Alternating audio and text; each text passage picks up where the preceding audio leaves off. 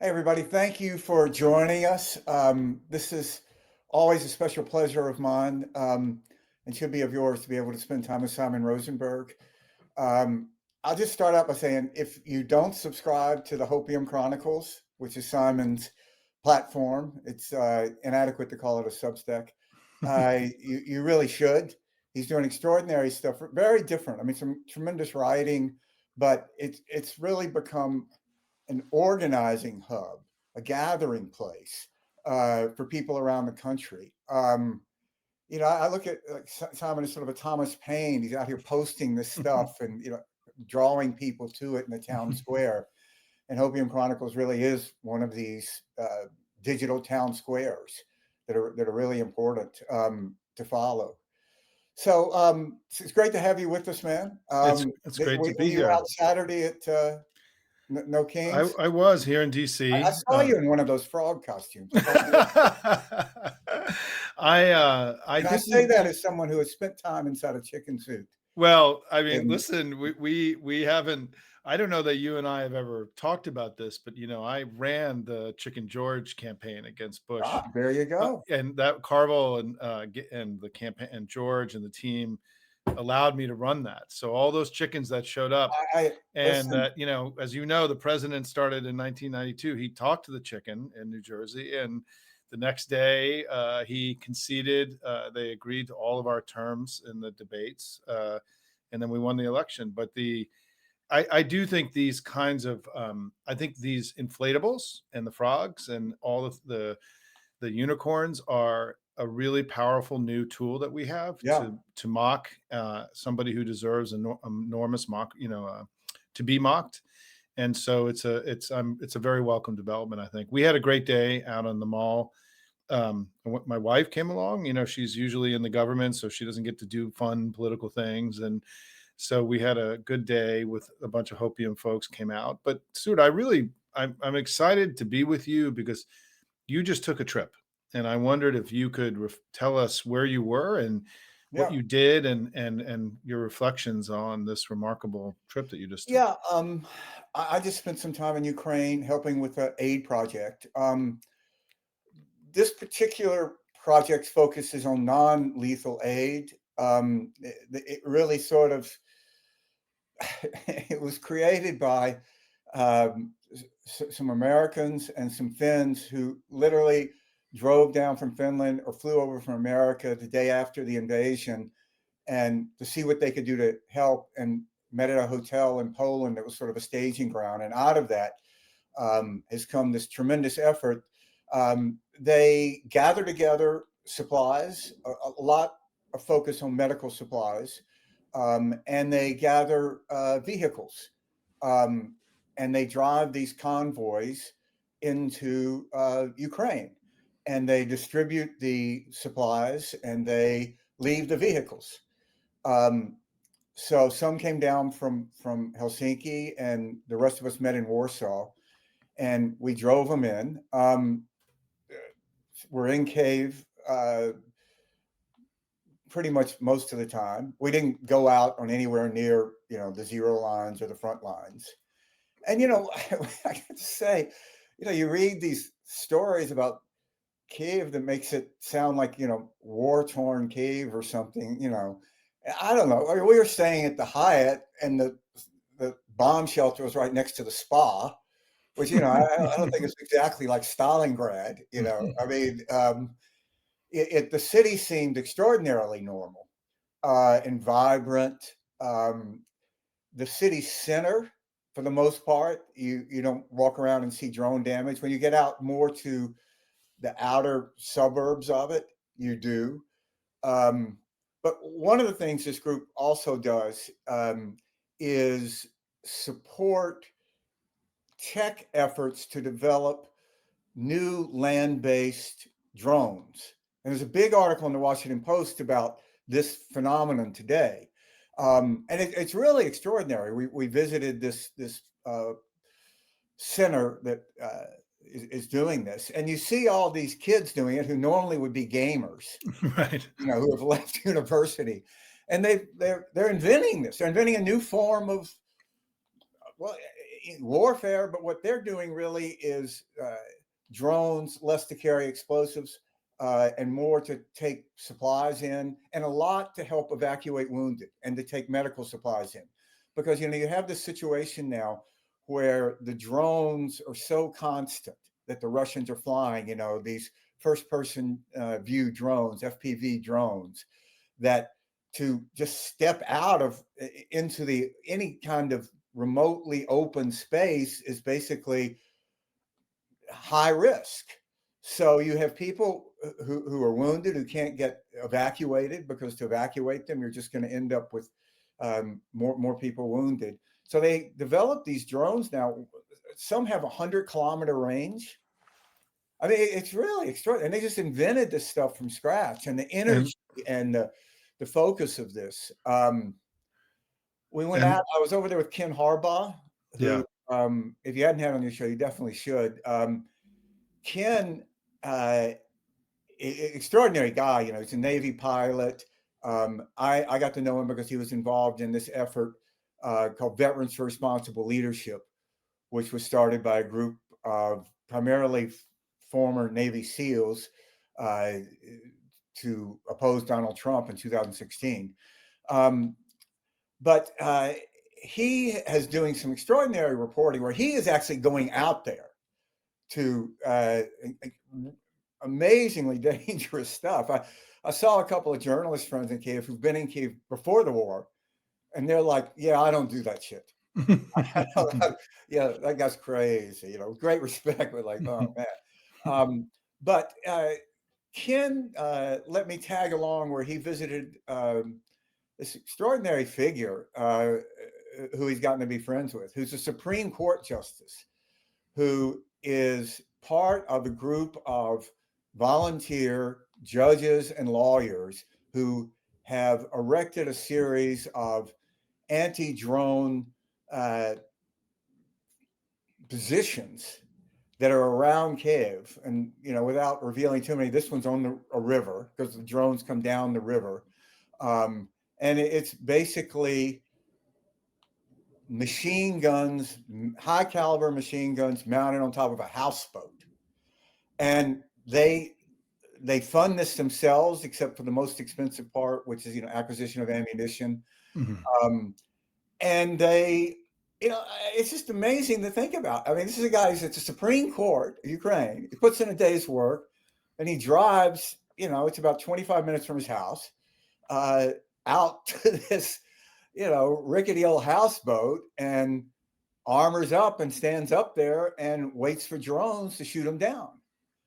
And just the sort of resilience and the innovation. And one of the things that really struck me, I think it's okay to talk about this, there was this machine gun that was very prominent, first used heavily in World War I, called a Maxim gun.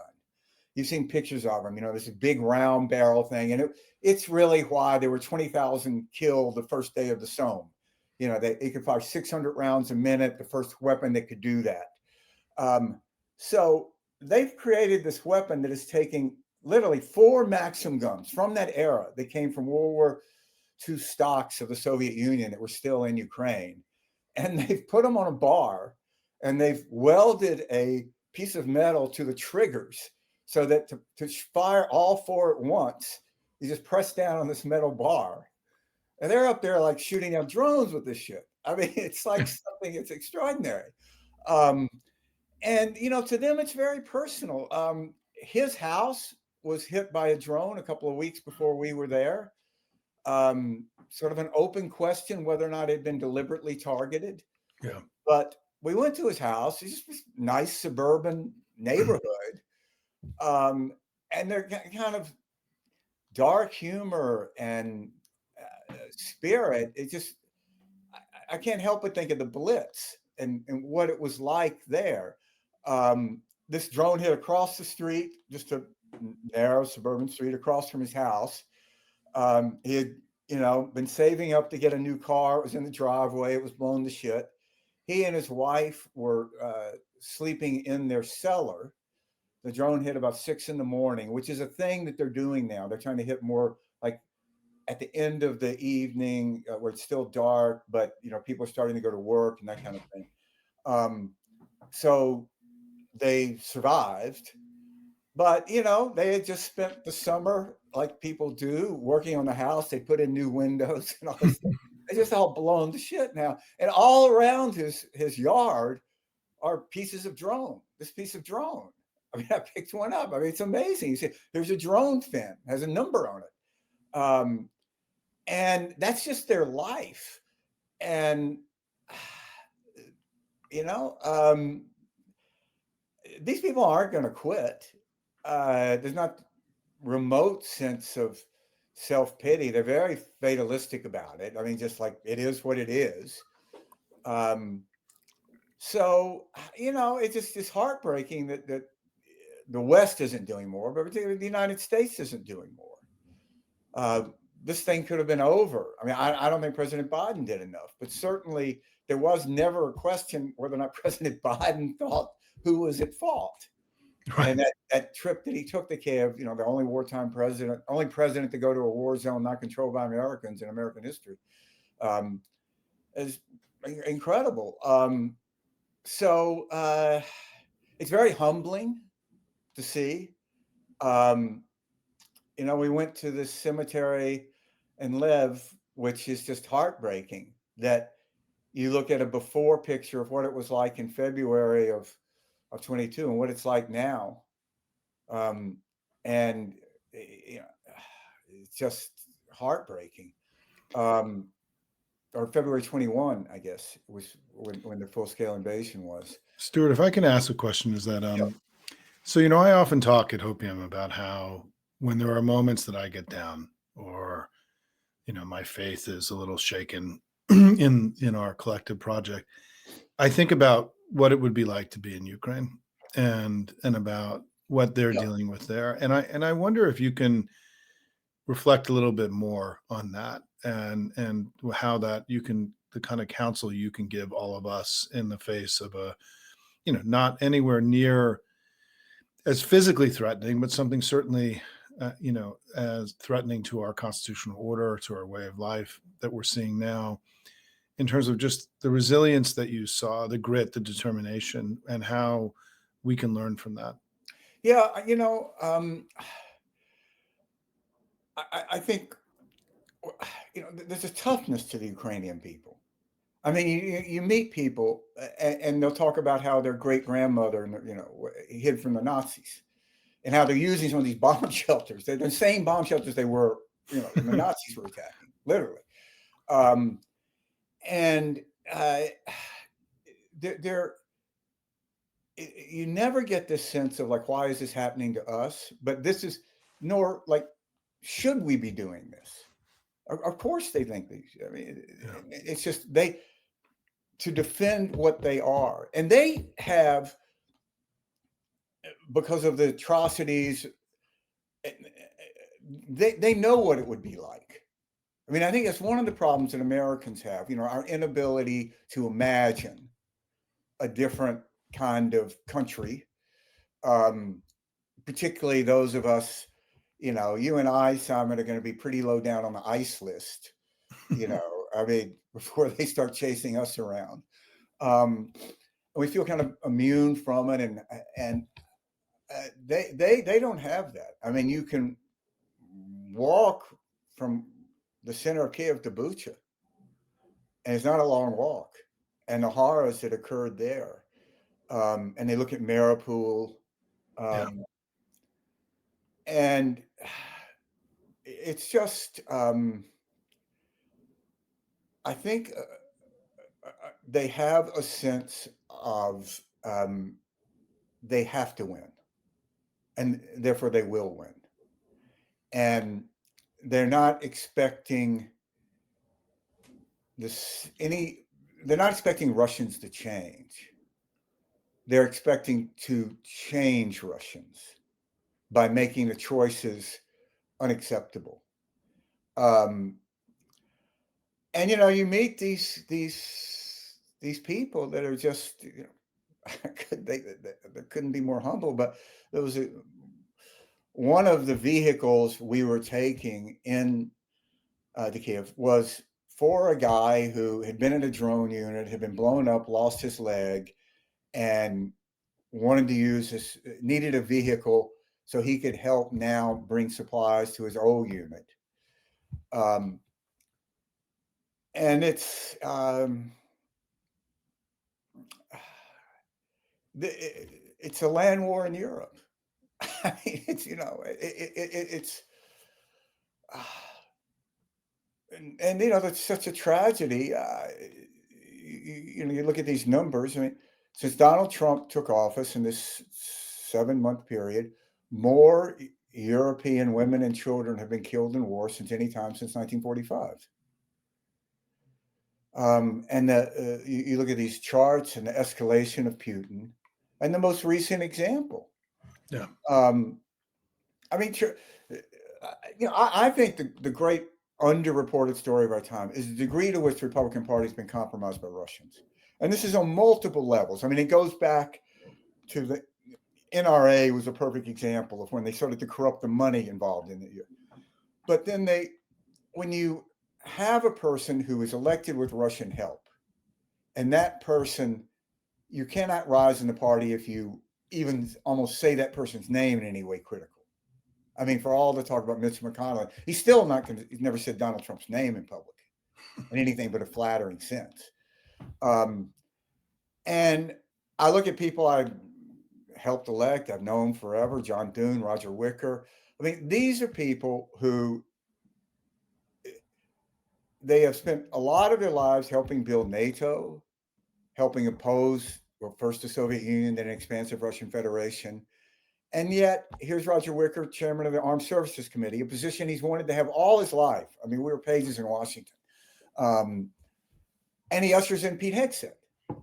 And it's just what that, so that you're compromised because your leader of your party who you will not cross is compromised, therefore you're compromised.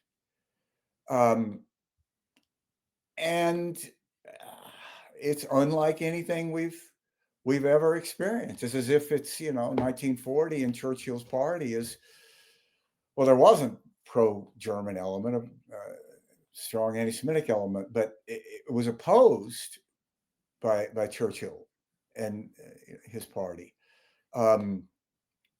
So I don't know.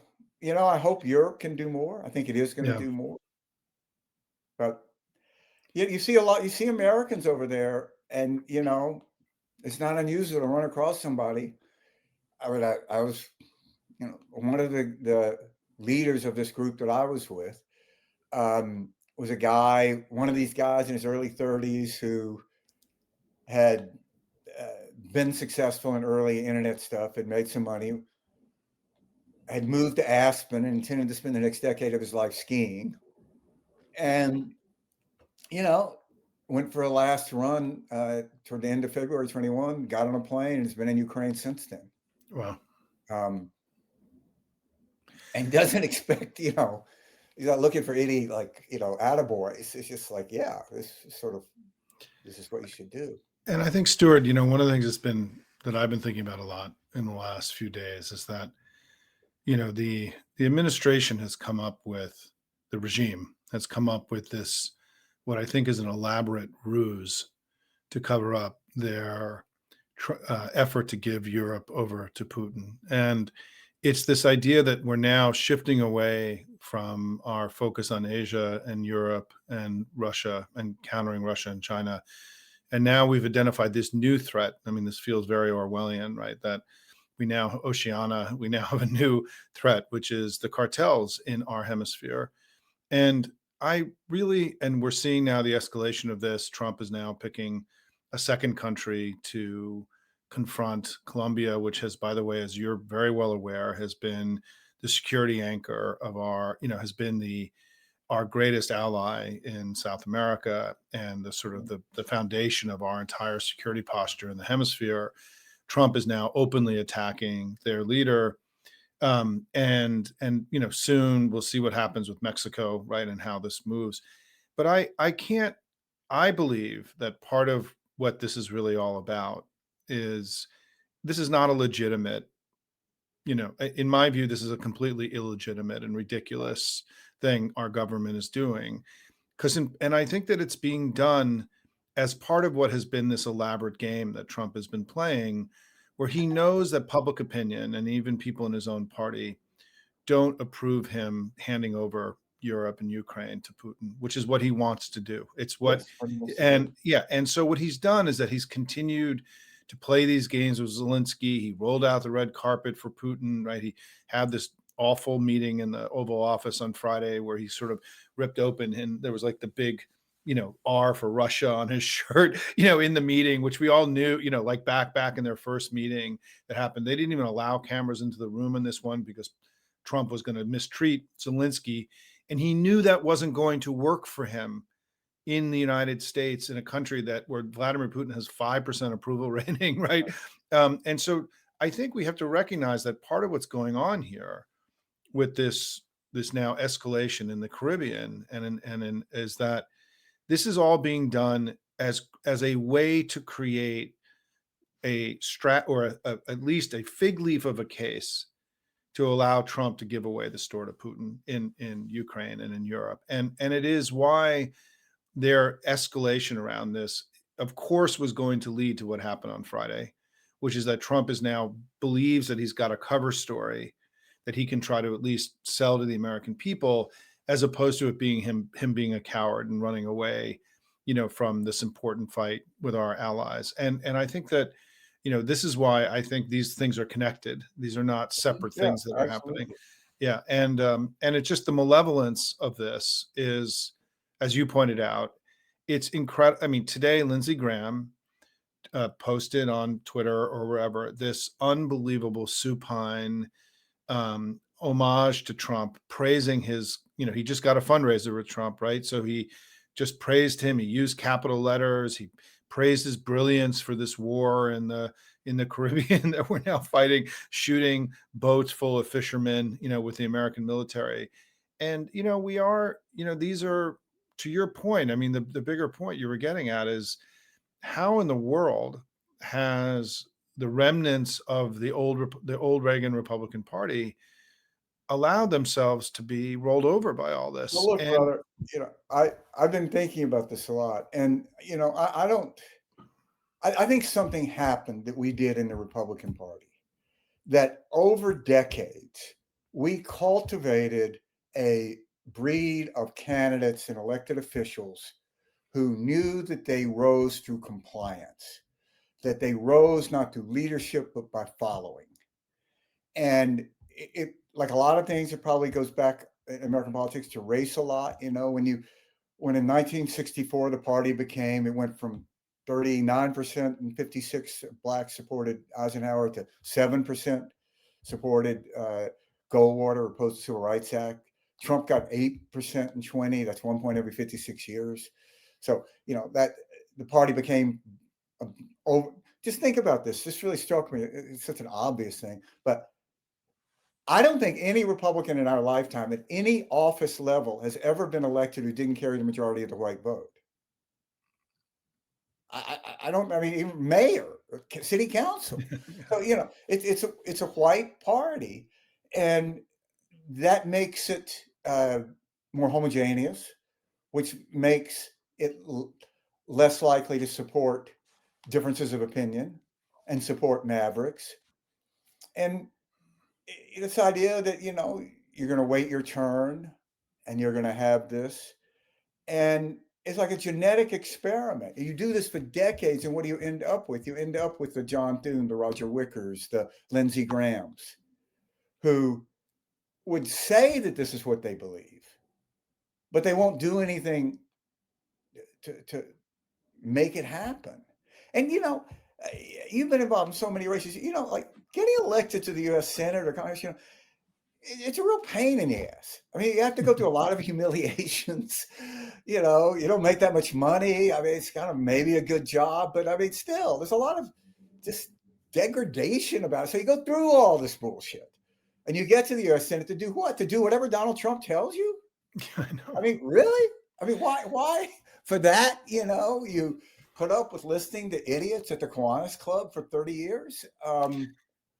So Stuart, I I have this family. theory. I have this theory that I want to run by you. And we've had several of these conversations over the last couple of years. And that, so, when I look back at the Republican Party post 1965 and the embrace of the Southern strategy, Right.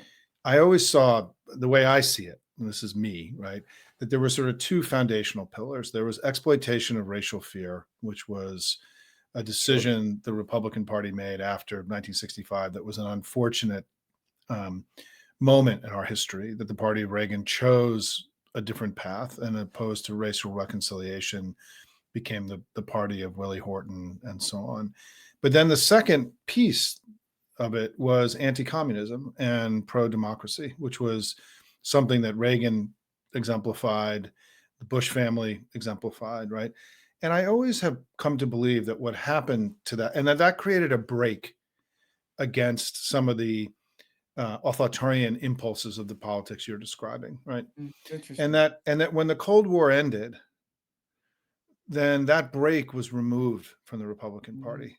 That's interesting. And that all of a sudden, this idea that to be a Republican also meant that you were for democracy and you were for liberty and that you were for freedom around the world and using the American empire to um, grow freedom for people around the world, that no longer became as salient, and that we've seen since 1989, when that break was removed, this sort of escalating or descent, whatever direction you think it is, into what happens when you have a white supremacist, a party that is at its core driven by exploitation of racial fear, white supremacy, whatever words you want to use, that eventually would reject democracy, because tribalism, what ruins democracies and what destroys democracies all around the world is tribalism, where loyalty to the tribe becomes more important than loyalty to the country, which is certainly, I think, what we've seen, that MAGA's become a tribe, in essence, in our politics, Yeah. a white tribe, and also an ideological tribe that has a tribal Extremist leader. movement. Yeah, an extremist movement. And that part of how we got here and why this feels so different from Reagan and Bush is that the Cold War ended, and that this break was removed, and that really the story of the Republican Party since has been this slow migration to a place where, and I think one of the escalating points to me, as somebody who lived through this on our side, was Bush v. Gore in 2000. And I think that the decision, that was a moment where the Republican Party learned that they could gain power without winning an election outright, which I think created, like, hey, boys, like, we got this new thing we could do, right? And it began sort of this, this sort of, and we've got 3 of the 9 Supreme Court justices now were lawyers for Bush during Bush v. Gore in 2000. And so where we are now is that this is almost, in my view, a logical extension of, sort of the evolution of the modern Republican Party over the last 60 years. And I think the challenge that we now have, right, and is domestically, is how, and I think here's the good news, Stuart. Just, you've been gone, and just in the last few weeks, a quick update, and then I'll turn it back to you. Is that I do think that Trump is getting more and more distant from the American people. That Mhm. I think that 55% of the country is basically unavailable to him now. He's struggling to build support even among his own voters for his major policy initiatives. I mean, I think one of my favorite stats is that in most of the polling now, the number of people who believe that Democrats are at fault for the shutdown is in the low 30s, right? Meaning that 2/3 of the country aren't buying the argument he's making about the most fundamental thing that's happening in our politics right now. And that as his powers ebb, I think that he is resorting to, and as he grows more scared, and as he feels that the country is turning on him, and that the economy isn't working, and the healthcare system is going to get worse. I mean, they're not fools, right? They understand that the things they put in motion are far more likely to make things worse for everybody, regardless of what they say in public, by the way. But that's going to make things worse for everybody. He's deeply aware that his selling out of the country to Putin is wildly unpopular, because he's trying to cover it up all the time and create smokescreens. And I think that what they've decided is that and I love your reaction to this, is that I think they have 2 basic responses now available to them. One is course correction, which is what you do in a democracy when your government isn't working. You course correct, you do things that will actually help people and hopefully restore your, your popularity. Or you do what they've chosen to do, it appears, which is that they're going to do everything they can to make democracy not happen anymore and to keep them in power indefinitely. And it certainly seems that he is constantly pushing and pushing to seeing how far he can get away, which is why we still have, I think, a muscle that we haven't in our evolution as a movement. And we had a great weekend. And, we've seen Hakeem Jeffries and Chuck Schumer fighting in a much higher gear in recent weeks. It's been very encouraging. But I still think we are not contesting him directly enough on his assault on democracy. I think that we're contesting him well on the economic issues and on healthcare, but in the basket issues about our rights and freedoms being, I think we have to develop a bigger muscle here in the coming weeks. And You would know, just love your thoughts about it. I wrote a piece for Lincoln Square this weekend that talked about state militias. And, it was a subject that was of great interest to the founding fathers. It's mentioned 6 times in the Constitution, most famously in the bit that's quoted about used to justify the Second Amendment, or to justify guns, the Second Amendment. But, just to sort of step back from this, National Guards were started. There was always back around before World War I, but there was always a given that National Guards were both state and federal. And in 1940, when you go back and look at the history of this, all of the National Guards are federalized because they needed, heading into a war, they needed, everybody they could get.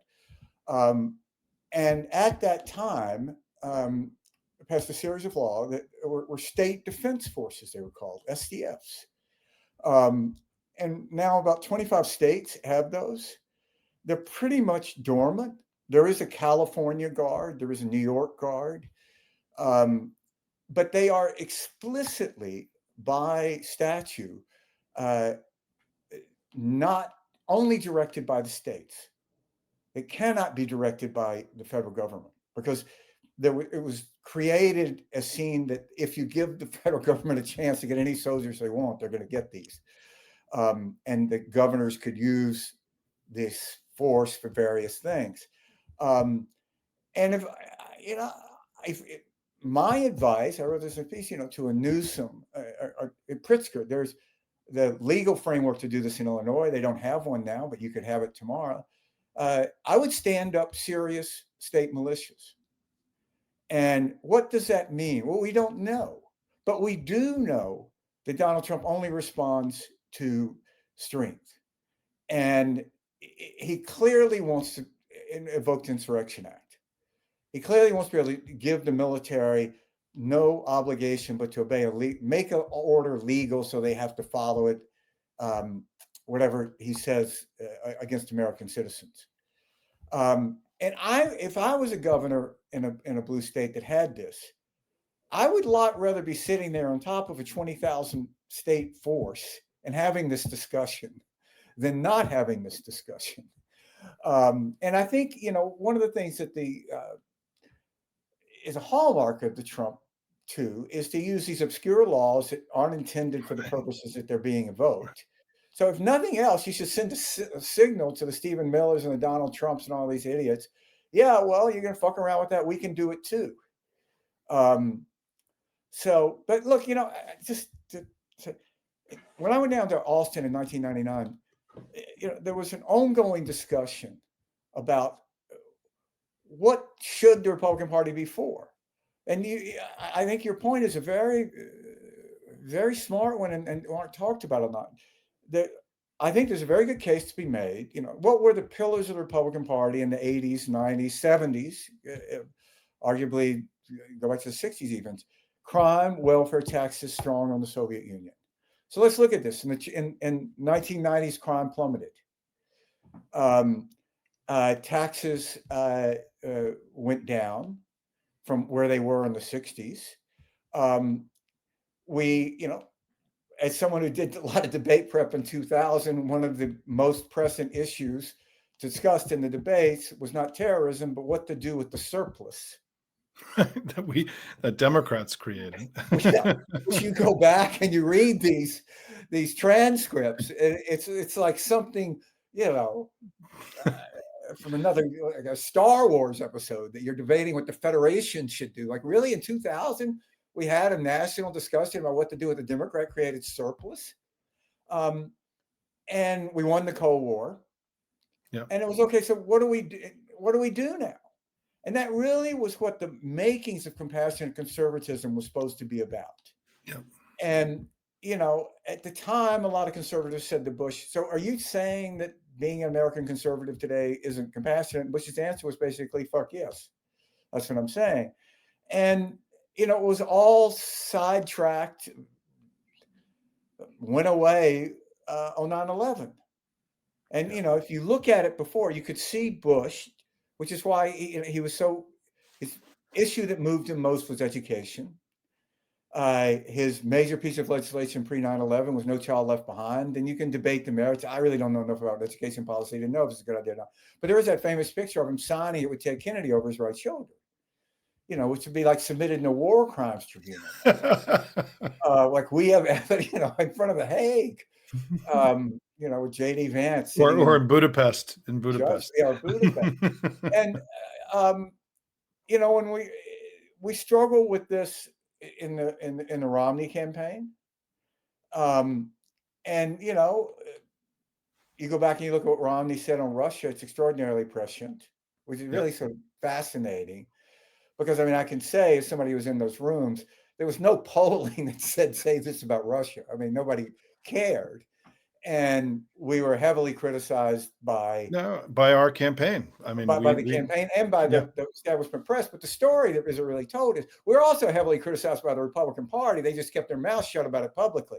But we got a lot of phone calls like, "What the fuck are you doing? It should be China." Like, no, you know, what is this about Russia? You know, shut up. And it is interesting that, you know, it was Romney just felt about it passionately, and it turns out he was right.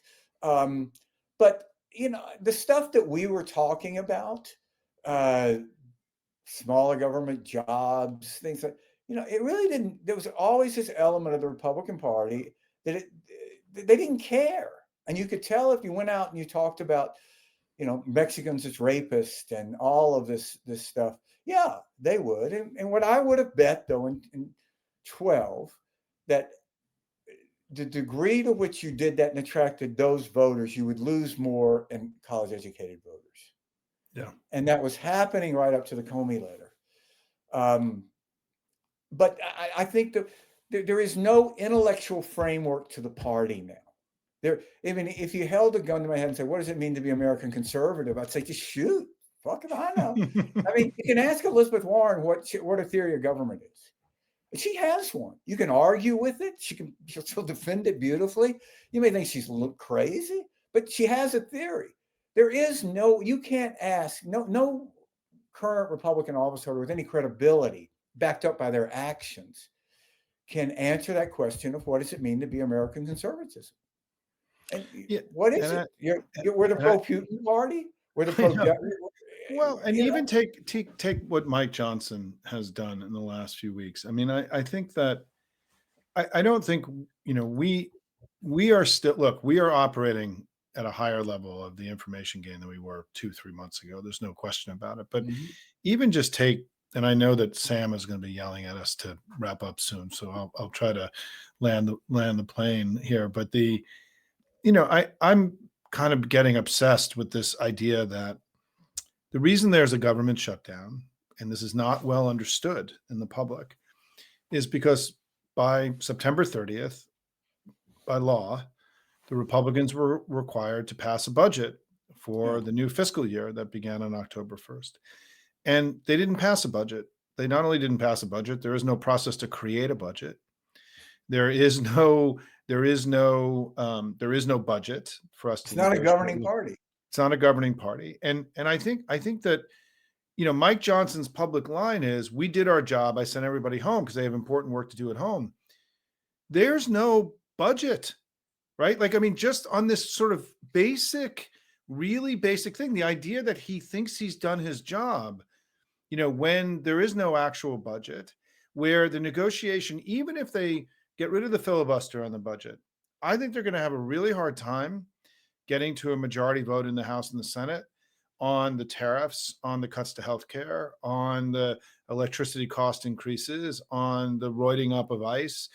All you need is one person to be against any one of those things in order for them to lose majority control of both chambers. And And look, yeah, look, what's happening now is the Alex Jones nightmare of what Democrats were going to do. It right. was going to be black helicopters. Well, we have black helicopters landing on top of buildings in Chicago, where they go in and they zip tie babies. We have a surveillance state that is being funded at tremendous. We have masked men. This is exactly what Alex Jones said was going to happen. The Democrats are going to do. We have an army of masked men disappearing American citizens.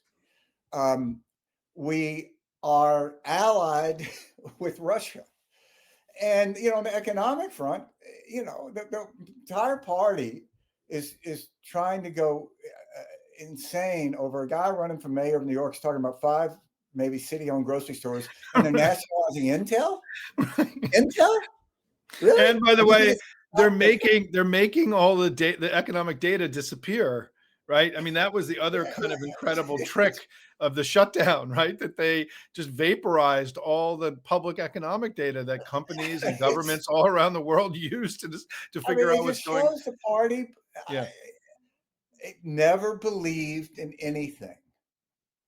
And, I just go back. This would not have happened in the Democratic Party.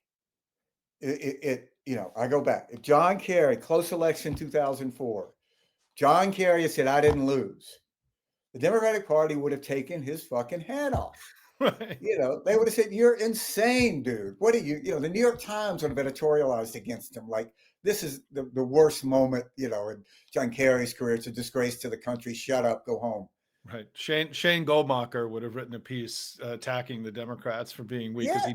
he does that every 2 weeks in the New York Times. He has the upper right hand corner just to shit and trash the Democrats every few weeks. The Republican Party was like, yeah, okay, we know you lost, but what the fuck? We'll go along with it. And Fox, Newsmax, yeah, sure. Yeah, we obviously know it's alive, which they, pay close to $1 billion and, to atone for that. So, But Stuart, can I make a yeah, challenge to you before we go? Is that we are.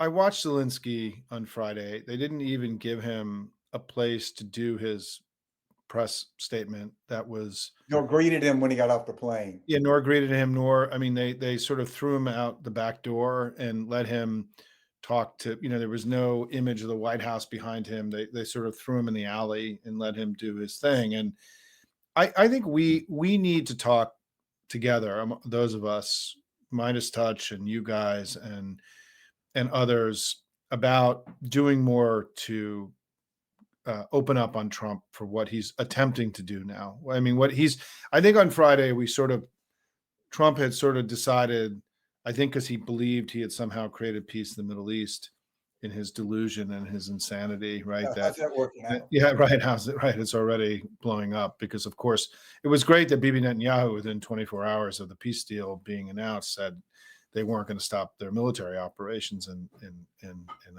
Gaza. But we need to do more here. And I think that the way in for us now to draw greater attention to all this, I think, is these bombings in the Caribbean, which are not, in my view, really about drug cartels or Venezuela. It's really about It is Russia. Oceania.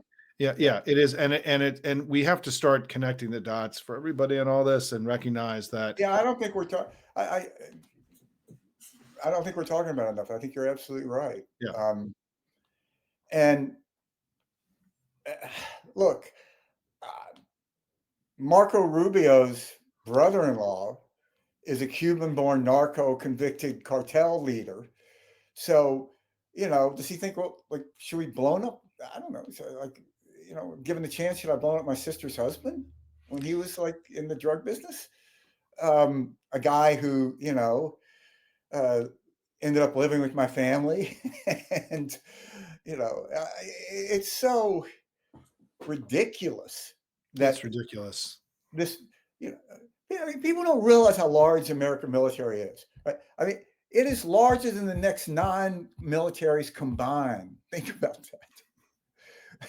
I mean, And we're shooting unarmed so boats, now we're blowing up basically, fishing boats. fishing boats. I know.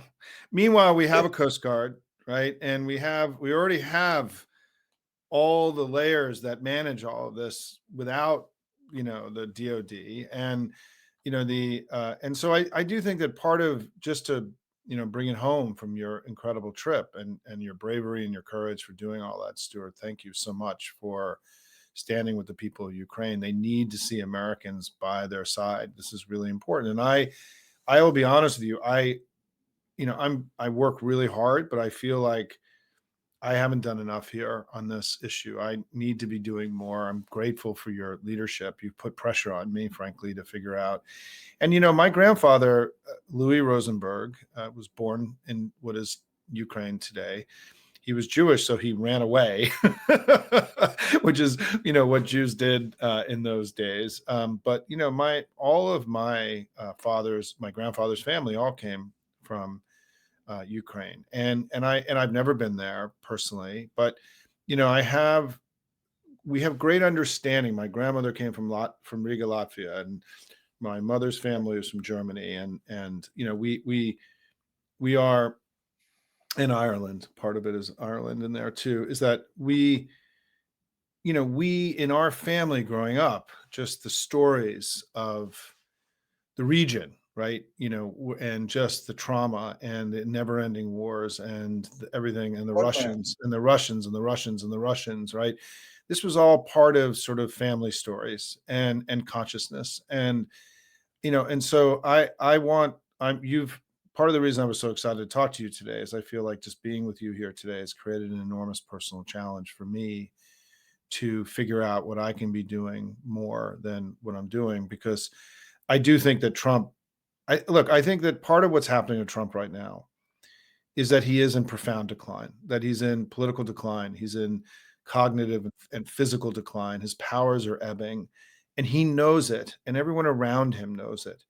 And they're sort of looking for things that are spectaculars, because I think they're aware of his ebbing powers. And I think they also implicitly are all aware that JD Vance is completely unprepared to take over for him if anything were to happen. Is not, even though he's the anointed heir, he's not actually an adequate heir to Trump. And that they are, there's a sense that I think that there's like a smash and grab attitude here, which is we got to get as much as we can, where the guy is still, leading the charge here, because he may not, his Yeah, powers and are I at. was gonna say, Yeah. of all the Republicans, the guy who went out and defended not a good Nazi joke, Right. JD Vance.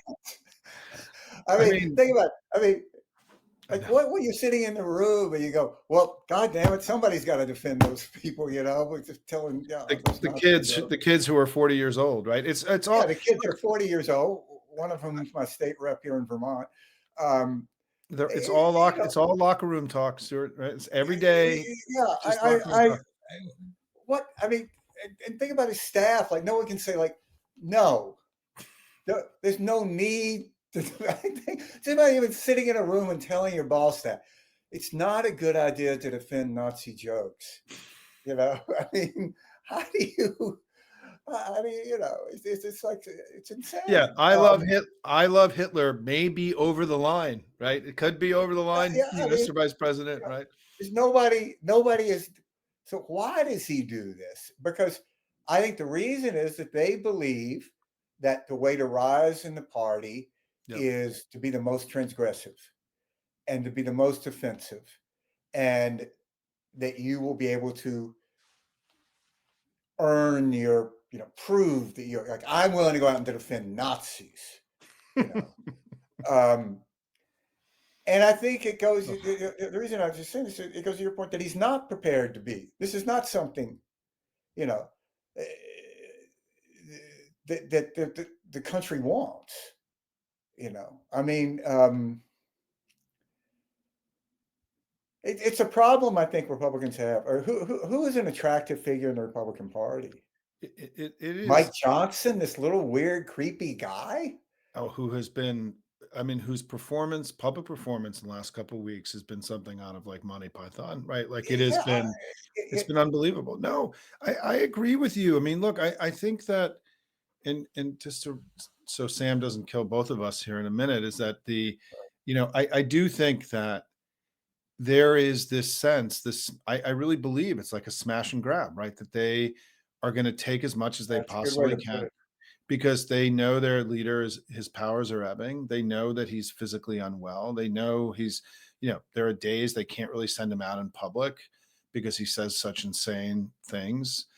He has disappeared from public view twice in the last 2 months with no explanation for an extended period of time. It's kind of like something out of Mao, right? Like that we used to read about as when we were younger people. And I think that this idea that his powers are ebbing and that they are aware that sort of this ride they're on could come to an end, or at least could get much more difficult. Is I think driving a lot of what's happening right now, right? Which is that they're escalating. They want to crush us. They made a decision, right? They could have course corrected, gotten rid of the tariffs, put the funding back for the ACA, right? But instead, their decision that they've made internally is they're going to crush us. I mean, that is really, there's going to be a crackdown on us, and they're trying to figure out, right, how to do this and get away with it. They're prodding and pushing and seeing what they can do. And I think they're all waiting just for Trump to give the order, right, to really come after us. But look, they've now indicted Letitia James and James Comey and now John Bolton, right? And it's just, I think the way that I always viewed Putin back in 2016 and the way that I've sort of come to understand authoritarians is that they push and they push to see how much they can get away with and where the opposition is. And when we don't oppose and when we're not forceful in our opposition, they see it as weakness and then they keep going. And I think right now where we've established very strong opposition to them is on healthcare, on the economy, on the shutdown. But we're leaving open. We have a flank open in essence, right? Where Yeah, I know. Look, it's, we're it's there. We're not contesting this, and so what they're doing is they're escalating yeah. because they see us by us not contesting. They are interpreting that as us Couldn't as agree. weakness. I Yeah. couldn't agree. And I am baffled. Like when I was over in Ukraine, I was in this Ezracon podcast about this debate about whether or not it should be healthcare or it should be about, the larger destruction of democracy. And it's like, that's not how politics works. I You know. can, it's not, I mean, You back can even do. in the day, when dinosaurs ruled the earth and we used to have like a jobs week. Remember that? That never worked. And we only had Yeah. 3 fucking networks we had to Yeah. deal with. But it was a sort of we would pretend it worked, but over a couple of days and that was it. And you don't need one message. It doesn't, it's just, that's not, people are It's going a to do what they immature want to do. it's an immature understanding of how this works. And Yeah. I go back, in 1992, we had I was the liaison between the war room and the 31 communications operations in the States. We had 31 targeted states, not 7. It's a great And job. yeah, no, it was an amazing job. I called myself the minister of propaganda in the Yeah. campaign. But one of the things that happened during the campaign was that there would be a jobs day, right? Or, like you're Yeah. saying, and we would always tell everybody, if there's something else going on that day in your state that's a little bit more important, you can do that and maybe get to the jobs thing like the end of the week, right? Like, but we unraveled that whole jobs day. That's why I'm just laughing because I know. we It's just, strategically told them that they didn't actually, we did the wink and the nod, like, hey, if you are really busy tomorrow and you don't want to do jobs and you want to do an event with the governor on something that's actually more important, you can do that, right? Because it was always like an absurd echoing, right? Like there's yeah. a difference between amplification and that's effective and sort of performative amplification. It's a And so confusion about. I mean, it'd be one thing if you had them out there saying we're against jobs. Okay, that would be bad. Like we think there's too many jobs. We need to cut some. All right, that might be bad, but you don't need to go out and have this stuff. I mean, uh, listen, brother, welcome back. Thank you for thanks, man. your No, incredible leadership. I want to, hopefully we can go out and get a drink or something. And I can hear more about stuff that you can't talk about in public. But you've challenged me today to figure out how the Hopium community, we're focused on winning these elections in November, but in 15 days. But after that, we've got to lift our head up here, and because their fight is our fight, and we need Yeah, to make listen, it we I need would to just make say it to more clear. anybody who's thinking about taking some time and volunteering to go to Ukraine, it this idea, I mean, Anne Applebaum gave a speech about this from Kyiv, the idea that this is somehow a dangerous place and everything. A perfect example is one of the guys I was with was almost killed in an Uber driving to Dulles to get on a plane to come to Kyiv. And he finally got to Kyiv and it was safer. You shouldn't, it's one thing to go out there in the zero line, but you don't need to do that to help. And, it's completely safe. And everybody has an app that has the air raid sirens. And to my delight, I'll say at the end, when they announce the all clear of everyone, they say in this very Star Wars voice, "May the Force be with you," which sort of sums up this Ukrainian sort of sense of, you know, that's Well, going all across the country. Like, may the listen, Force. as we started in the very beginning, right?